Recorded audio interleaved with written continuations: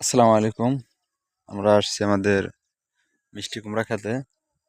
আমাদের মিষ্টি কুমড়া অধিকাংশ ফলনই নষ্ট হয়েছিল। অধিকাংশ বলতে প্রায় সবই। আহ 4 মাস 4 মাস হলো বীজ লাগাইছি। এখন পর্যন্ত কোনো মিষ্টি কুমড়া হারভেস্ট করতে পারি নাই। তবে ফল আসছে অনেক আগে থেকে। এর মধ্যে 2টা 3টা জালি টিকছে।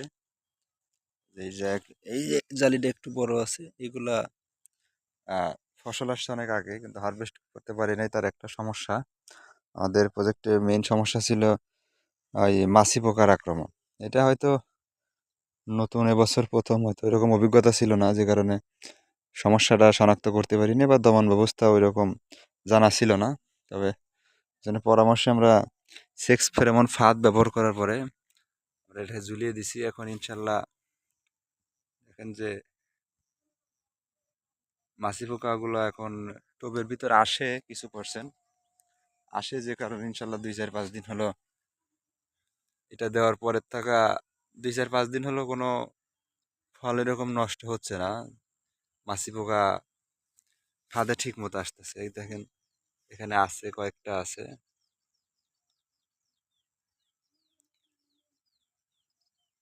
তবে মনে হয় যে সবজি, আসলে যে মানুষ বলে যে সবজি খেতে সবচাইতে বড় শত্রু হইতেছে মাছি পোকার আক্রমণ কুমড়ো জাতীয় ফসলে। এত পরিমাণ ফল নষ্ট করে, যে কারণে দেখতেই পেলেন একটা মিষ্টি কুমড়া কত বড় হয়েছে। ওই হিসেবে এতদিন হারভেস্ট করার কথা অনেক, আমার হাতে বেশ শত শত জালিমে হাত দিয়ে তুলে ফেলাইছি মাছি পোকার জন্য। আক্রমণ করার পরে স্ত্রী আহ, যে ফলটা ওটা আস্তে আস্তে শুকিয়ে আহ, মারা যায়। তো এটা দিলাম আমাদের এখানে, 4টা টোপ বানাই দিছি। 4টা টোপের ভিতরে একটা ওখানে দেখাইলাম। এই যে এগুলা ভাত দেওয়ার পরবর্তীতে এই যে জালিগুলো আসছে, এগুলো ইনশাল্লাহ এখনো ভালো আছে, এগুলো নষ্ট হয় নাই।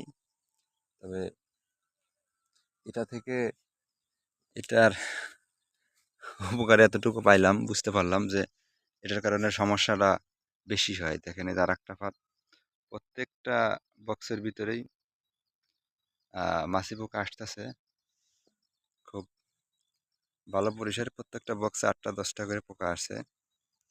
এগুলা এত পরিমাণ নষ্ট করে, মারাও যাইতেছে। নিচে অনেকগুলো মারা গেছে, এই পানির ভিতরে পড়লে মরে না। দেখি আরো,